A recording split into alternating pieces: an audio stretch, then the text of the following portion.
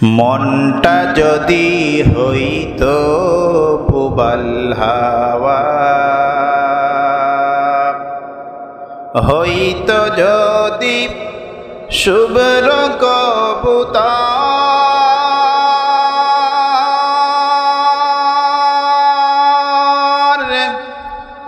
মেঘের ডানাই পাঠিয়ে দিতাম, মেঘের ডানাই পাঠিয়ে দিতাম, মদিনারি পথে যেথায় আমার প্রিয় রাসূল ঘুমাই নিরন্তর। আল্লাহুম্মা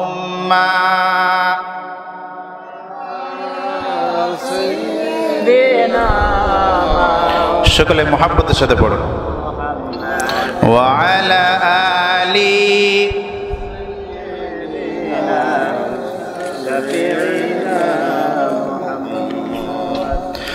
তুমি আসমানে থাকো প্রভু, আমি জমিনে,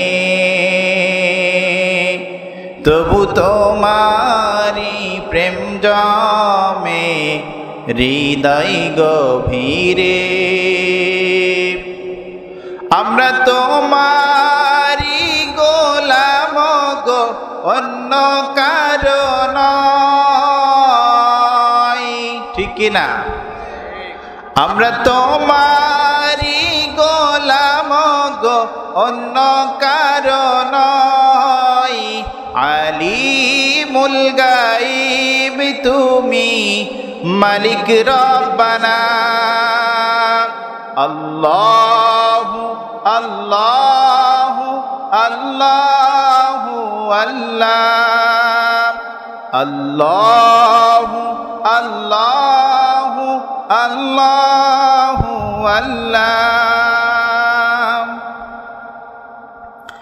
তোমারি রহম ছাড়া বাঁচা বড় দায়, প্রতিদিনে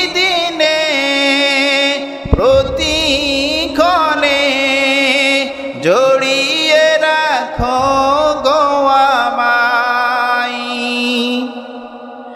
তোমারি রহম ছাড়া বাঁচা বড় দায়, প্রতিদিনে প্রতিক্ষণে জড়িয়ে রাখো গো আমায়। কত শত ভুল মাফ করে দাও, কত শত ভুল মাফ করে দাও, জানা কিওয়া জানাই। আমরা তোমারি গোলাম গো, অন্য কারণ। আলিমুল গায়ব তুমি, মালিক রব্বানা। আল্লাহু আল্লাহু সবাই আল্লাহু আল্লাহু আল্লাহু আল্লাহ।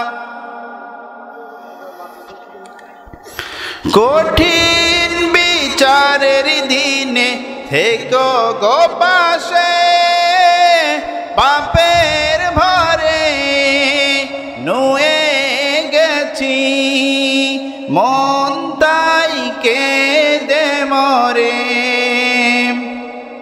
কঠিন বিচারের দিনে থেকো গো পাশে, পাপের ভরে নুয়ে গেছি, মন তাই কেঁদে মরে।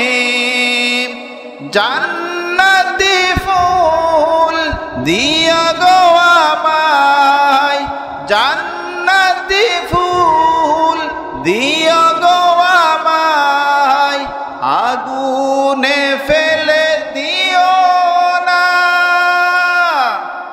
আমরা তোমারি গোলাম গো, অন্য কারো নয়। আলিমুল গায়ব তুমি মালিক রব্বানা।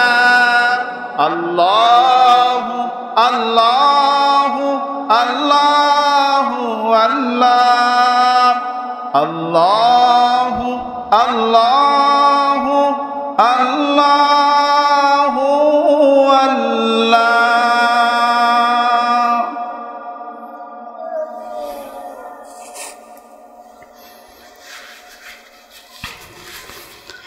আলহামদুলিল্লাহ।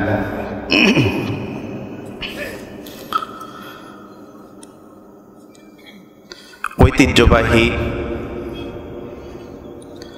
কোটবাগ যুব সমাজের উদ্যোগে আয়োজিত পঞ্চম বার্ষিক ইবরার তাফসিরুল কোরআন মাহফিল। আজকের মাহফিলের প্রধান বক্তা, প্রধান আকর্ষণ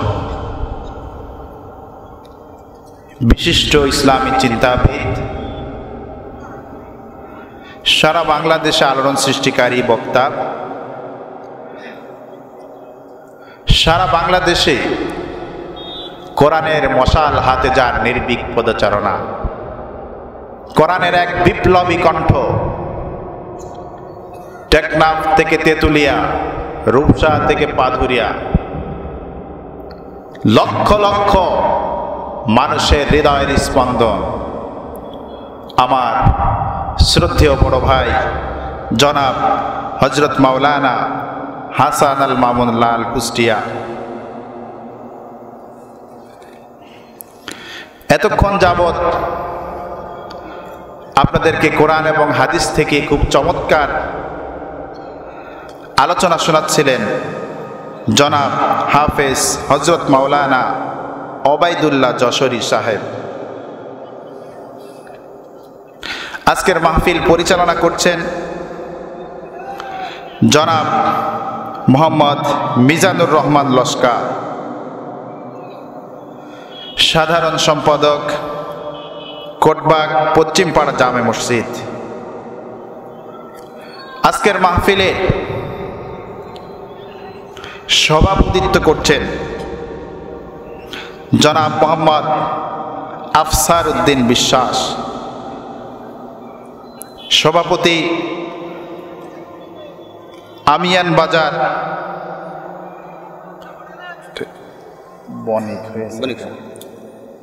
বণিক সমিতি। আল্লাহ পাক রব্বুল আলামিন তার এই গোলামকে নেক হায়াত দান করুন, আল্লাহুম্মা আমিন। আমার সামনে উপস্থিত আছেন ইসলাম প্রেমিক, কোরআন প্রেমিক, তাওহীদি জনতার এক অংশ। পদ্মার আড়ালে অবস্থান করছেন আমার মা এবং বোনেরা, সকলের প্রতি আন্তরিক সালাম। আসসালামু আলাইকুম ওয়া রাহমাতুল্লাহি ওয়া বারাকাতুহু। আপনারা কেমন আছেন? আলহামদুলিল্লাহ। আমরা যদি ভালো থাকি, যদি সুস্থ থাকি, তাহলে আল্লাহর শুকরিয়া আদায় করতে হবে আরো জোরে, কণ্ঠ ছেড়ে দিয়ে, ঠিক কিনা? তো প্রিয় উপস্থিতি, আল্লাহ পাক আমাদেরকে এখানে আসার সুযোগ করে দিয়েছেন, এই জন্য আমরা আসতে পেরেছি।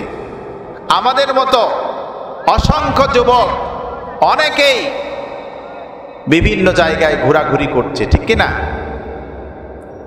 অনেকেই হসপিটালে অপারেশন থিয়েটারে ডাক্তারের জন্য এই সময় অপেক্ষা করছে। আল্লাহ পাক ইচ্ছা করলে রোড অ্যাক্সিডেন্ট করিয়ে যে কোনো একটি দুর্ঘটনার মধ্য দিয়ে আমাদেরকে মাহফিল থেকে দূরে রাখতে পারতেন, ঠিক কিনা? সেই মহান সৃষ্টিকর্তা, সেই মহান মুনিব ভালোবেসেছেন, করুণা করেছেন, এই জন্য আমাদেরকে এখানে আসার তৌফিক দান করেছেন। আল্লাহর নবী হযরত মুসা আলাইহিস সালাতু ওয়াস সালাম বলে, তৌফিক কাকে বলে আমি তো জানি না, আমি তো বুঝি না, তৌফিক আমাকে বুঝিয়ে দাও।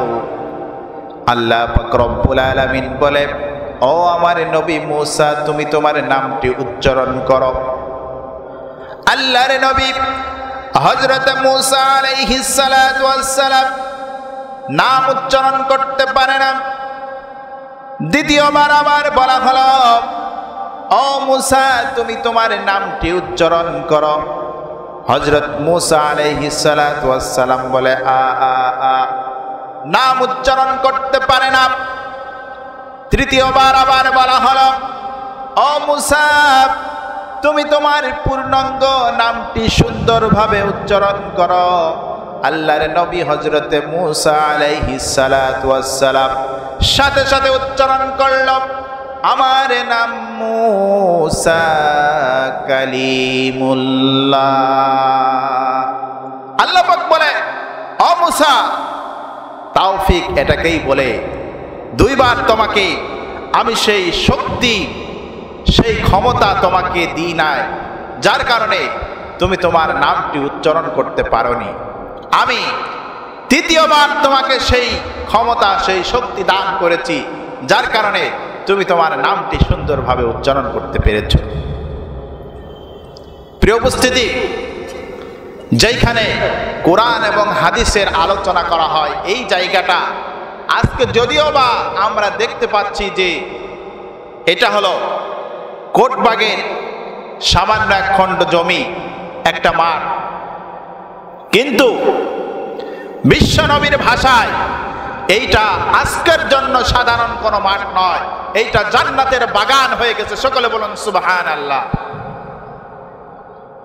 আল্লাহ পাক রব্বুল আলামিন বলেন, وَإِذَا قُرِئَ الْقُرْآنُ فَاسْتَمِعُوا لَهُ وَأَنصِتُوا لَعَلَّكُمْ تُرْحَمُونَ। আল্লাহ পাক রব্বুল আলামিন বলেন, যেইখানে আমার কোরআন থেকে বক্তৃতা করা হয়, আমার কোরআনের আলোচনা করা হয়, আমার কোরআনের তেলাওয়াত করা হয়, সেইখানে যে যদি তোমরা ধ্যান ও মগ্নতার সাথে সুন্দরভাবে আমার কোরআনের বক্তৃতাগুলি শ্রবণ করতে পারো, তাহলে আল্লাহ পাক রব্বুল আলামিন বলছে, আমি সেইখানে বৃষ্টির মতো ঝরঝর করে আমার রহমত বর্ষণ করে দিই। আমরা এমন একটি জায়গায় আজকে আসতে পেরেছি, হতে পারে এই মাহফিল আপনার জীবনের শেষ মাহফিল, ঠিক কিনা? এই তাফসির আপনার জীবনের শেষ তাফসির হয়ে যেতে পারে।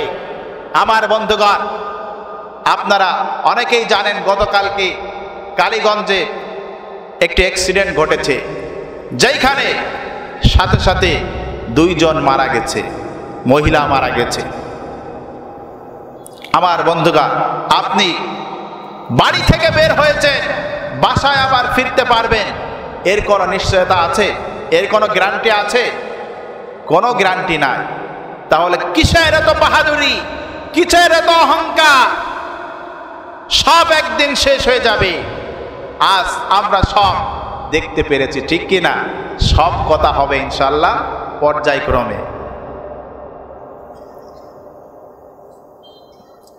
আমার বন্ধুগণ, মহাগ্রন্থ কোরআনুল কারীমের তাফসীর শোনার জন্য আমরা এসেছি। এই কোরআন পৃথিবীর সবচেয়ে সর্বশ্রেষ্ঠ ধর্মগ্রন্থ, সবচেয়ে দামি কিতাব হলো কোরআনুল কারীম, ঠিক কিনা? এই কোরআনের কাছে যদি প্রশ্ন করা হয়, কোরআন তোমার কাজ কি, তুমি কিসের জন্য এসেছো? কোরআন উত্তর দিয়ে দিবে সুন্দরভাবে। কোরআনের কাছে এই প্রশ্ন যদি রাখা হয়, কিসের জন্য তোমাকে নাজিল করা হয়েছে, কোরআন সাথে সাথে বলবে, সূরাতুল ইব্রাহিমের প্রথমে আলিফ লাম রা, কিতাবুন আনজালনাহু ইলাইকা লিতুখরিজান নাসা মিনাজ যুলুমাতি ইলান নূর। যুলুমাত শব্দের অর্থ হলো অন্ধকার, আর মিন মানে থেকে, আর নূর শব্দের অর্থ কি? আলো।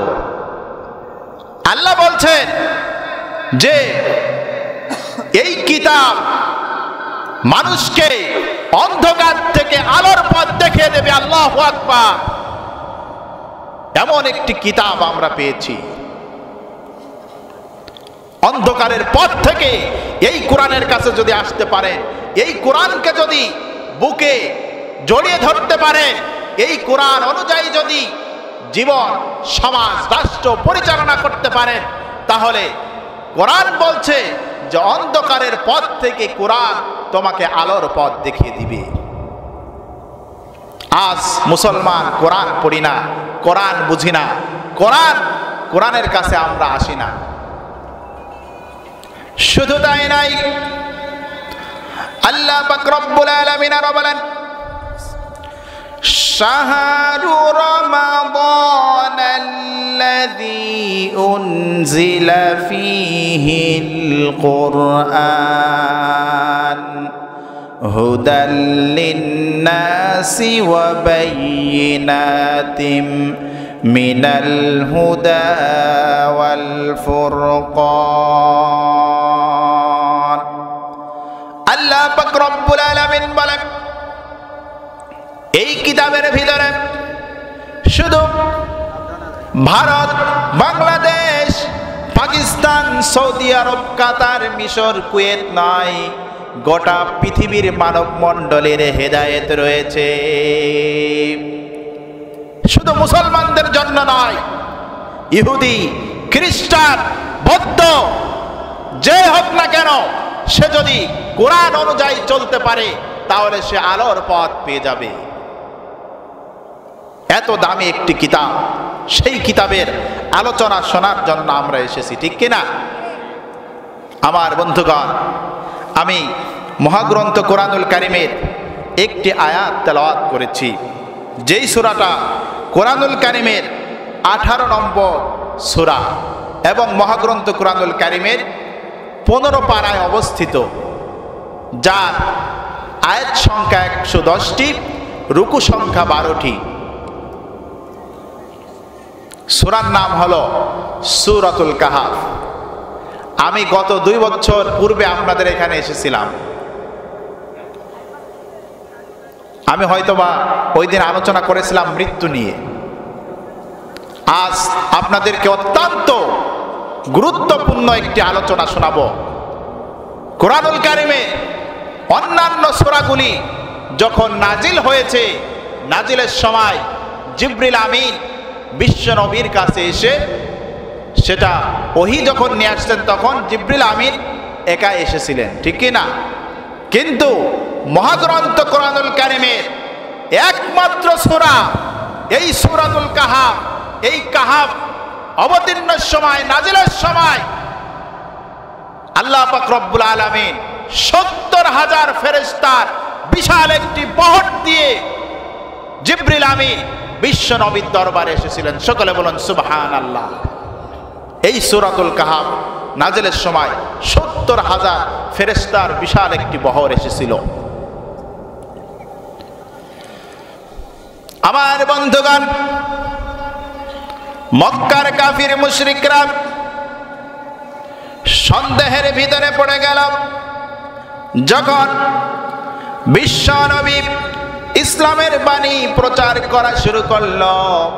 তারা সন্দেহের ভিতরে পড়ে গেল, আসলে মুহাম্মদ কি সত্য নবী না মিথ্যা নবী? সে তো বলে তার কাছে ওহী আসে, সে সত্য না মিথ্যা এটা জাস্টিফাই করার জন্য তারা একটি পরামর্শ বৈঠকের আয়োজন করল। সেখানে তারা পরামর্শ করল, সেখানে তারা সিদ্ধান্ত নিল, আমরা 2 জনকে মদিনায় আমাদের যেই সমস্ত ইহুদি আলেমরা আছে তাদের কাছে পাঠাতে হবে। ইহুদি আলেমেরা বিভিন্ন কিতাবাদি নিয়ে তারা গবেষণা করে, রিসার্চ করে, তারা বলতে পারবে আসলে সে সত্য নবী না মিথ্যা নবী। তারা কি করল? উকবা ইবনে আবু মুঈত এবং নজর বিন হারেসকে তারা, এই দুইজন প্রতিনিধিকে তারা পাঠিয়ে দিল মদিনায়। যাও শুনে আসো ইহুদি আলেমদের কাছে আমাদের রাষ্ট্রে নতুন এক লোকের আবির্ভাব ঘটেছে, সে নিজেকে নবী বলে দাবি করছে, আসলে সে কি সত্য নবী না মিথ্যা নবী এইটা জেনে আসো। ইহুদি আলেমদের কাছে চলে গেল। যাওয়ার পরে তাকে জিজ্ঞেস করা হলো। করার পরে ইহুদি আলেমরা তিনটি প্রশ্ন বলে দিল। এই তিনটি প্রশ্ন ওই ব্যক্তিকে তোমরা করবে। এই তিনটি প্রশ্নর যদি যথাযথ অ্যান্সার সে করতে পারে, সঠিক অ্যান্সার যদি সে করতে পারে, তাহলে বুঝে নিবে উনি হলো সত্য নবী। আর যদি সঠিক অ্যান্সার করতে না পারে তাহলে ধরে নিবে উনি মিথ্যা নবী। তারা তিনটি প্রশ্ন শিখিয়ে দিল। এক নম্বর প্রশ্ন হলো, ওই 7 জন যুবকের কথা তোমরা জিজ্ঞেস করবে, তাদের ইতিহাস তোমরা শুনবে। যারা 7 জন যুবক ঈমান বাঁচানোর তাগিদে তারা তাদের জন্মভূমি থেকে হিজরত করে চলে গিয়েছিল এবং গুহার ভিতরে তারা 309 বছর ঘুমিয়েছিল। 309 বছর পরে এই 7 জন যুবককে ঘুম থেকে উঠানো হয়েছিল। এই 7 জন যুবকের ইতিহাস আমাদেরকে বলতে হবে। 2 নম্বরে প্রশ্ন করলাম, বাদশা জুলকারনাইন সম্পর্কে আমাদেরকে বলতে হবে, যিনি গোটা পৃথিবীতে নেতৃত্ব দান করেছিল। 3 নম্বর প্রশ্ন করল রুহুকে, রুহু কি, এই রুহু সম্পর্কে আমাদেরকে বলতে হবে। এই 3টি প্রশ্ন নিয়ে 2 জন প্রতিনিধি চলে আসলো মক্কায়। মক্কায় এসে বলে, নেতাজি খুব সুন্দর সিক্রেট 3টি প্রশ্ন আমরা জেনে এসেছি। এই 3টি প্রশ্নের মাধ্যমে আজকে যাচাই বাছাই হয়ে যাবে মুহাম্মদ সত্য নবী না মিথ্যা নবী। এবার মক্কার কাফির মুশরিকরা চলে গেল বিশ্ব নবীর দরবারে। যাওয়ার পরে বলে, ও মুহাম্মদ, তোমার কাছে আমরা 3টি প্রশ্ন করব। এই 3টি প্রশ্নের সঠিক অ্যান্সার যদি তুমি করতে পারো তাহলে আমরা কালেমা পড়ে ইসলাম গ্রহণ করব।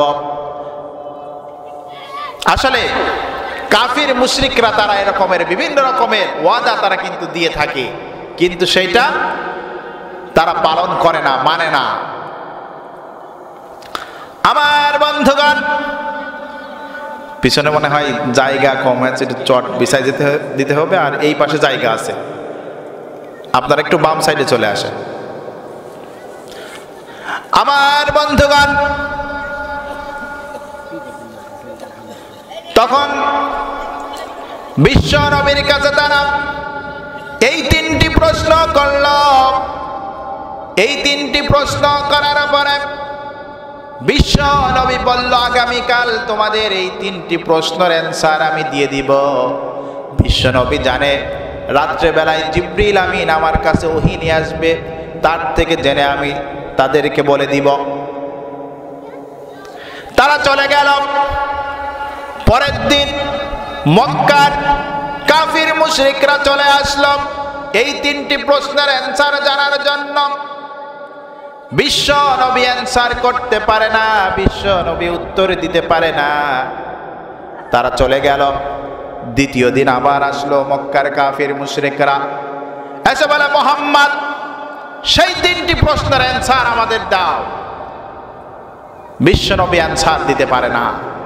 তৃতীয় দিন আবার তারা আসলো। তৃতীয় দিন অনেক লোকজন জড়সড় করে ডেকে নিয়ে আসলো, কারণ মুহাম্মদ প্রশ্নের উত্তর দিতে পারছে না। মুহাম্মদ তাহলে মিথ্যা নবী, এইটা সমাজে রাষ্ট্রে প্রচার করার জন্য অনেক লোকজন জড়সড় করে নিয়ে আসলো। নিয়ে আসার পরে বিশ্ব নবী তৃতীয় দিনও এই প্রশ্নের অ্যান্সার করতে পারলেন না। মক্কার কাফির মুশরিকরা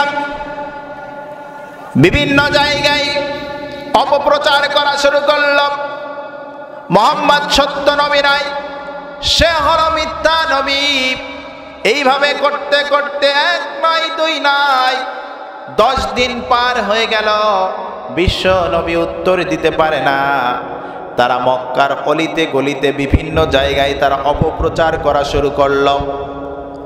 বিশ্ব নবী এইভাবে করতে করতে 15তম দিনে মুখটি মলিন করে, মনটি খারাপ করে বিশ্ব নবী কাবা চত্বরে বসে আছে। এমত অবস্থায় জিবরিল আমিন চলে আসলো। জিবরিল আমিন এসে বলে, ও আল্লাহর রাসূল, আপনার মন খারাপ, মুখটি মলিন দেখা যাচ্ছে। বিশ্ব নবী বলে, ও জিবরিল আমিন, আগে বলো তুমি এতদিন পর্যন্ত কেন আমার কাছে আসো নাই?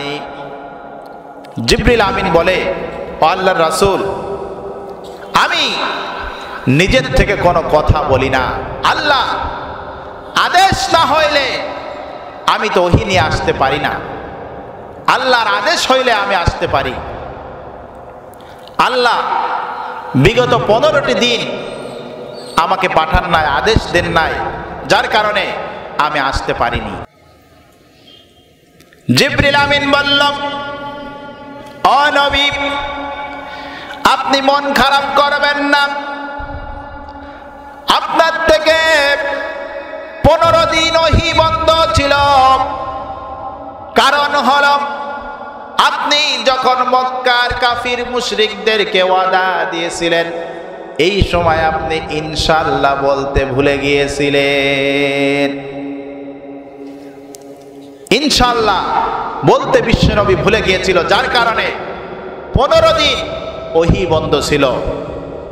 জিবরিল আমিন বলল, ও আল্লাহর রাসূল, আমি একা আসি নাই, আমার সাথে আরো 70,000 ফেরেশতার বিশাল একটি বহর নিয়ে সূরাতুল কাহফের ভিতরে মক্কার কাফির মুশরিকরা আপনাকে যে 3টি প্রশ্ন করেছে, আমরা ডিটেইলস তথ্য নিয়ে, ডিটেইলস উত্তর নিয়ে আমরা চলে এসেছি। এই সূরার ভিতরে আল্লাহ পাক রব্বুল আলামিন আসহাবে কাহফের এই 7 জন যুবক এবং বাদশা যুলকারনাইনের সম্পূর্ণ ডিটেইলস আলোচনা আল্লাহ পাক রব্বুল আলামিন এই মহাগ্রন্থ কুরআনুল কারীমের ভিতরে জানিয়ে দিয়েছেন। সকলে বলুন সুবহানাল্লাহ। সুবহানাল্লাহ। আমার বন্ধুগণ, আমি সেই সূরাতুল কাহফ থেকে একটি আয়াত তেলাওয়াত করেছি। বাদশা যুলকারনাইন, যিনি পৃথিবীতে 5 বছর, 10 বছর, 15 বছর, 20 বছর, 100 বছর যিনি বেঁচে ছিলেন না, যিনি পৃথিবীতে 1500 বছর বেঁচে ছিলেন, আল্লাহ পাক রব্বুল আলামিন যাকে 1500 বছর হায়াত দান করেছিলেন। আর এই বাদশা যুলকারনাইন গোটা ওয়ার্ল্ডে তিনি নেতৃত্ব দিয়েছেন। এই রকমের 4 জন ব্যক্তি গোটা পৃথিবীতে নেতৃত্ব দিয়েছেন। কয়জন? 4 জন ব্যক্তি গোটা পৃথিবীতে নেতৃত্ব দিয়েছেন। তার ভিতরে 2 জন ছিল মুসলমান আর 2 জন ছিল কাফির। বলতে পারবেন কেউ? নামগুলি বলতে পারবেন? আমরা ওয়াজ সারা জীবন শুনি, কিন্তু ওয়াজ মনে রাখি না। আজকে এই আলোচনায় আপনারা নতুনত্ব কিছু পাবেন, নতুন নতুন কিছু ঘটনা, ইতিহাস কোরআন থেকে আপনাদের সামনে আমি ফ্ল্যাশ করব, ফেস করব। কারণ আমি মেহেদী হাসান ফারুকী প্রত্যেকটি কথা আমি লেখাপড়া করে তারপরে বলি, প্রত্যেকটি কথা দলিল প্রমাণ দিয়ে তারপরে বলার চেষ্টা করি।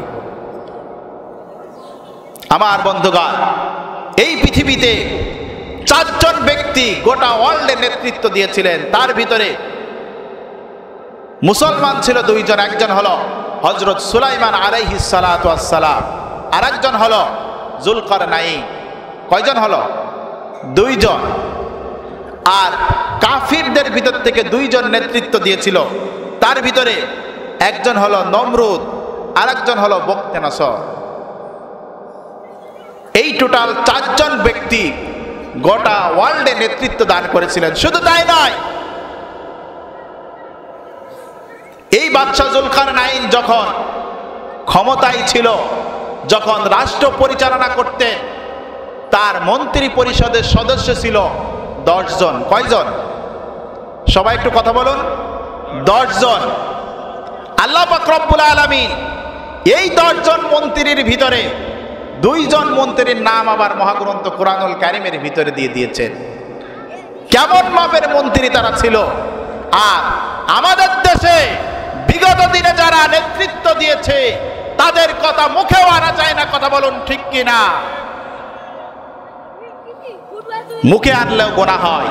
এত জঘন্য ইতিহাস তারা ঘটিয়েছে বাংলার জমিনে, যেটা জাহেলি যুগকেও হার মানিয়েছে। কথা বলুন ঠিক কিনা?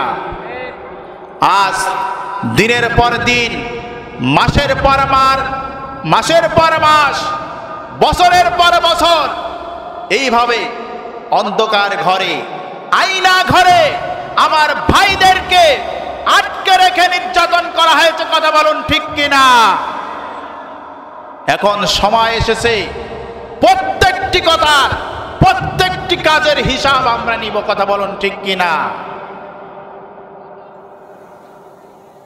আমার বন্ধুগণ, তারা চেয়েছিল ইসলামের দ্বীপ শাখাকে পৃথিবীর মানচিত্র থেকে মুছে দিতে, কোরআনের বাতি থেকে কোরআনের বাতিকে নিভিয়ে দেওয়ার চেষ্টা তারা করেছিল। কিন্তু এই বাতি জ্বালিয়েছেন কে? কে জ্বালিয়েছেন?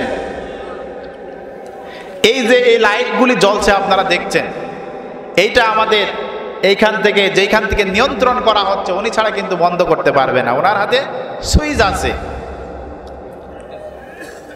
ইসলামের বাতি জ্বালিয়েছেন আল্লাহ পাক রব্বুল আলামিন, সুইচ তার হাতে। আল্লাহ পাক রব্বুল আলামিন বলেন, ইউরিদুনা লিইউতফিউ নূরাল্লাহি বিআফওয়াহিহিম ওয়াল্লাহু মুতিম্মু নূরিহি ওয়ালাউ কারিহাল কাফিরুন। আল্লাহ পাক রব্বুল আলামিন বলছে, ওই কাফির মুশরিকরা তারা চাইবে কোরআনের দ্বীপ শাখাকে মুখের ফুৎকার দিয়ে নিভিয়ে দেওয়ার জন্য, কিন্তু তারা কোনোভাবে সফলতা অর্জন করতে পারবে না। তার কলিজায় আগুন ধরে যাবে।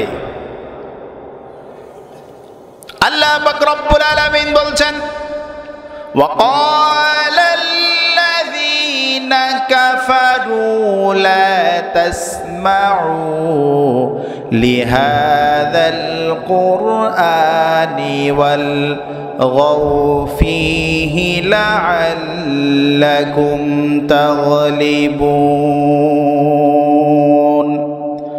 আল্লাহ পাক রব্বুল আলামিন বলছেন, তারা কি করবে?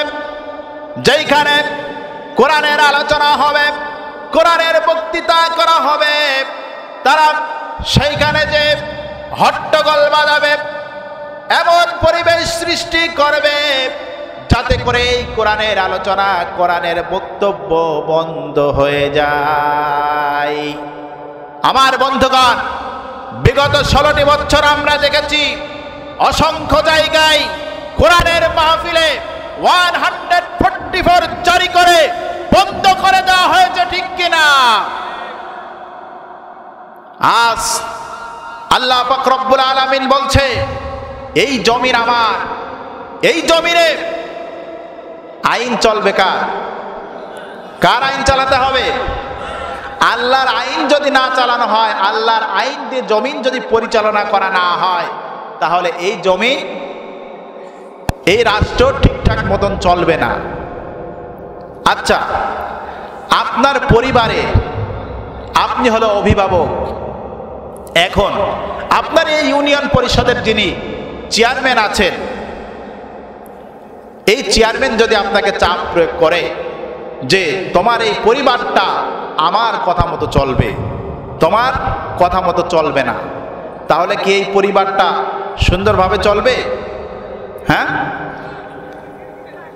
আমার বন্ধুগণ, এই জমিন আল্লাহ, এই জমিন পরিচালনা করতে হবে আল্লাহর আইন দিয়ে। আমার বন্ধুগণ, বাদশা যুলকারনাইন আল্লাহ পাক রব্বুল আলামিন তাকে 1500 বছর হায়াত দান করলেন এবং 1200 বছর পর্যন্ত তিনি ক্ষমতার মসনদে বসেছিলেন। 300 বছর বয়সে আল্লাহ পাক রব্বুল আলামিন তাকে মসনদে বসালেন। আল্লাহ পাক রব্বুল আলামিন মহাগ্রন্থ কোরআনুল কারীমের ভিতরে জানিয়ে দিচ্ছেন, কোরআনুল কারীমের 18 নম্বর সূরা সূরাতুল কাহফের 83 নম্বর আয়াতের ভিতরে আল্লাহ পাক রব্বুল আলামিন বলেন, ওয়ায়াসআলুনাকা আন যিল করনাইন কুল সাআতলু আলাইকুম মিনহু যিকরা। আল্লাহ পাক রব্বুল আলামিন বলছেন, ও নবী, ওই যে অবৈধ নেতারা তারা বাদশা যুলকারনাইন সম্পর্কে তোমার কাছে জানতে চাচ্ছে, আপনি চিন্তা করেন না, টেনশন করেন না, খুব স্বল্প সময়ের ভিতরে খুব দ্রুত সুন্দরভাবে সত্যভাবে সঠিকভাবে আমি বাদশা যুলকারনাইনের ইতিহাস তোমার কাছে বর্ণনা করব। আল্লাহ পাক রব্বুল আলামিন সূরাতুল কাহফের পরের আয়াতের ভিতরে বলেন, ইন্না মাক্কান্না লাহু ফিল আরদি ওয়া আতাইনাহু মিন কুল্লি শাইইন সাবাবা। আল্লাহ পাক রব্বুল আলামিন সূরাতুল কাহফের ভিতরে বলছেন, আমি তো তাকে গোটা পৃথিবীর নেতৃত্ব দান করেছিলাম এবং তাকে সব রকমের সরঞ্জাম উপকরণ আমি আল্লাহ পাক রব্বুল আলামিন দিয়েছিলাম। শুধু তাই নয়, গোটা পৃথিবীর সমস্ত সৃষ্টিরাজিকে আমি অর্ডার করলাম, সমস্ত মাখলুককে আমি অর্ডার করলাম আমার যুলকারনাইনের নির্দেশ মানার জন্য। আমি নবমণ্ডলে এবং ভূমণ্ডলে যা আছে সকলকে আমি নির্দেশ করে দিলাম, পানি তুমি আমার যুলকারনাইনের আদেশ মানবে, বাতাস আমার যুলকারনাইনের আদেশ মানবে, চন্দ্র আমার যুলকারনাইনের আদেশ মানবে, সূর্য আমার যুলকারনাইনের আদেশ মানবে। এই রকমের বিশাল ক্ষমতা দিয়ে দিলেন আল্লাহ পাক রব্বুল আলামিন। বাদশা যুলকারনাইনকে এত ক্ষমতা আল্লাহ পাক রব্বুল আলামিন দান করেছিলেন। একটু আকল দিয়ে একটু চিন্তা করে দেখুন, বর্তমান সময়ে যে সমস্ত রাজা বাদশা যারা আছে তাদেরকে যদি এই রকমের ক্ষমতা আল্লাহ পাক দিতেন তাহলে কি পরিস্থিতি হতো। ইচ্ছা করলে সে বৃষ্টি তার কথা শুনবে, ইচ্ছা করলেই বৃষ্টি বর্ষণ শুরু হয়ে যাবে, আবার রৌদ্র শুরু হয়ে যাবে। এই রকমের ক্ষমতা যদি আমাদের হাতে থাকতো তাহলে আমাদের পরিস্থিতি কি হতো? আমাদের এই সমস্ত বাচ্চাদের হাতে যদি এই রকমের শক্তি থাকতো, পাওয়ার থাকতো, তাহলে কি পরিস্থিতি হতো? আমার বন্ধুগণ, আল্লাহ পাক রব্বুল আলামিন পরের আয়াতে বলছেন, ফাআতবাআ সাবাবা। সে বাদশা যুলকারনাইন প্রথমে পশ্চিম দিকে সে সফর শুরু করলো। বিশাল সফর করার পরে বাদশা যুলকারনাইনের এই সফরের ভিতরে শিক্ষণীয় কি কি বিষয় ছিল, যেই বিষয়গুলির ভিতরে গোটা পৃথিবীর মানব মণ্ডলীর জন্য আল্লাহ পাক শিক্ষা রেখে দিয়েছে, আল্লাহ পাক রব্বুল আলামিন সেই কথা কোরআনুল কারীমের ভিতরে কোট করে দিলেন। আল্লাহ পাক রব্বুল আলামিন বলেন, হাত্তা ইযা বালাগা মাগরিবাশ শামসি ওয়াজাদাহা তাগরুবু ফি আইনিন হামিআতিন ওয়া ওয়াজাদা ইনদাহা কওমা। বাচ্চা সফর শুরু করল। বাচ্চা যেতে যেতে পৃথিবীর এমন একটি স্থানে যে পৌঁছালো যেখানে আর পৃথিবী নাই, যেখানে কালো পানি বিশিষ্ট একটি সমুদ্র আছে। এই সমুদ্রের কাছে যখন বাচ্চা চলে গেল, যাওয়ার পরে দেখে কিছু মানুষ সূর্যকে পূজা করছে।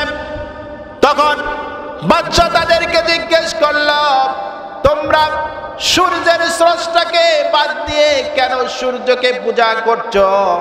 তখন তারা বলল, সূর্য হলো আমাদের দেবতা। সূর্য আমাদের কি? সূর্য আমাদের দেবতা। সকলে বলুন নাউজুবিল্লাহ। তখন বাচ্চা খুব রাগান্বিত হয়ে গেল। তখন বলল, তোমাদের দেবতা কিভাবে হয় সূর্য? যেই সূর্য স্রষ্টা হলো আল্লাহ। তখন তারা বলল, বাচ্চা, এই সূর্য যখন এই সমুদ্রে প্রচন্ড তাপ দেয়, তাপ দেওয়ার পরে পানি যখন গরম উত্তপ্ত হয়ে যায়, হওয়ার পরে এই সমুদ্রের মাছগুলি মারা যায়। যখন মাছগুলি মারা যায়, মারা যাওয়ার পরে এই মাছ আস্তে আস্তে ভেসে ভেসে সমুদ্রের কিনারে চলে আসে।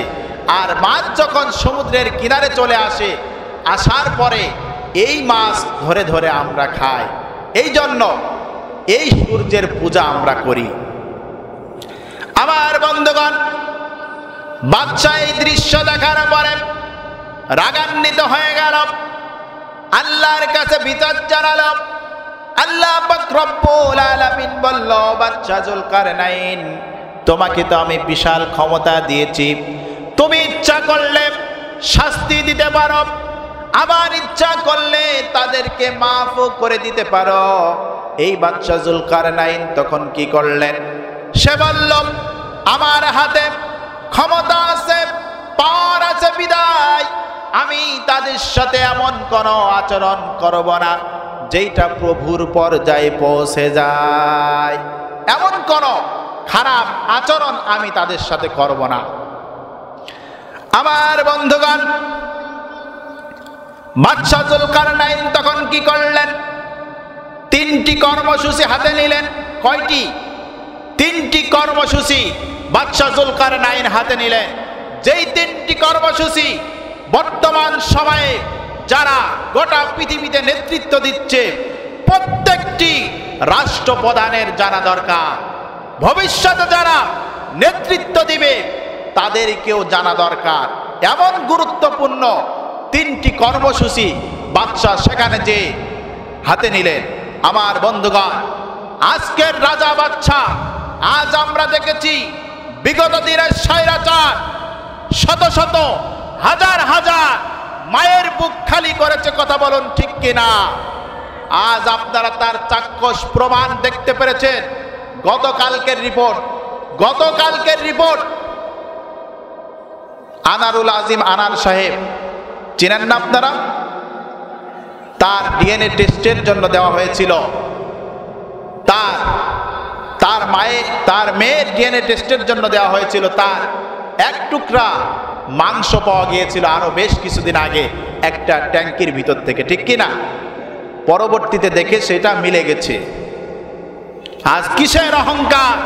আজ তুমি অসংখ্য মায়ের বুক খালি করেছ। আজ শহীদ সোহানকে এমন ভাবে নির্মম ভাবে শহীদ করা হয়েছিল, তার দুইটি চক্ষু উপড়ে ফেলা হয়েছিল। তার মা তখন বলেছিল, আমার সন্তানের দুইটি চক্ষু উপড়ে ফেলা হয়েছে, আল্লাহ যেন তোর এক টুকরা মাংস যেন মানুষ জানার জন্য খুঁজে না পায়। আমার বন্ধুগণ, আজ শহীদ আবুজার ভাইকে কি নির্মম ভাবে শহীদ করা হলো, শহীদ শামীমকে কিভাবে নির্মম ভাবে শহীদ করা হলো। মাইক অপারেটর এবং ডেকোরেটরের দায়িত্বশীল যারা আছো তারা দ্রুত মাঠ ভেন্ডারে চলে আসো। মাইক এবং ডেকোরেটরের দায়িত্ব যারা আছো তোমরা দ্রুত মাঠ মাঠে আসা হাজির হয়ে যাও, তোমাদের বিশেষ প্রয়োজন।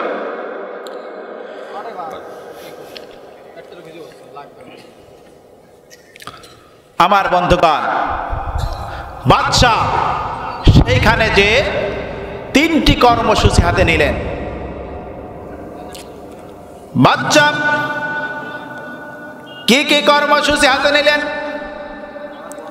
আল্লাহ পাক রব্বুল আলামিন কোরআনুল কারীমের ভিতরে কোট করে দিলেন, ক্বালা আম্মা মান যালামা ফাসাউফা নুআযিবুহু সুম্মা ইউরাদ্দু ইলা রাব্বিহি ফায়ুআযিবুহু আযাবান নুকরা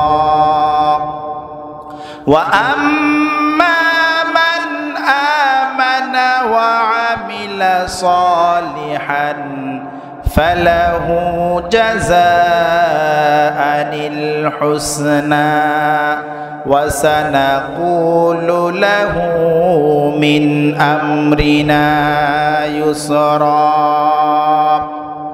বাদশা সেই জায়গায় যে 3টি কর্মসূচি হাতে নিলেন। 1 নম্বরে বাদশাহ বললেন, বিশাল জনপদ, ছিন্নমূল মানুষ এখানে বাস করে, সমুদ্রের চতুর্পাশ দিয়ে আমি ভেরিবাদ তৈরি করে দিব। 2 নম্বর বাদশাহ জুলকারনাইন যেই কর্মসূচি হাতে নিলেন, প্রত্যেকের ঘর বাড়ি, রাস্তাঘাট, বাজার, কালভার্ট, এক কথায় নিত্য প্রয়োজনীয় যা কিছু আছে সব কিছুর ব্যবস্থা আমি করে দিব। বাদশাহ জুলকারনাইন 2 নম্বর এই কর্মসূচি হাতে নিয়েছিলেন। বাদশাহ জুলকারনাইন 3 নম্বর কর্মসূচি হাতে নিলেন। সে বলল, প্রত্যেকের জন্য 3টি করে পশু আমি হাদিয়া দিব। 2টি করেও দিব না, 4টি করেও দিব না, যাতে করে একজন বিপদে পড়লে আরেকজনের কাছে যেতে পারে, একে অপরের সাথে সম্পর্ক বজায় রেখে চলতে পারে। এই জন্য বাদশাহ জুলকারনাইন বেজোড় 3টি করে পশু হাদিয়া দিলেন।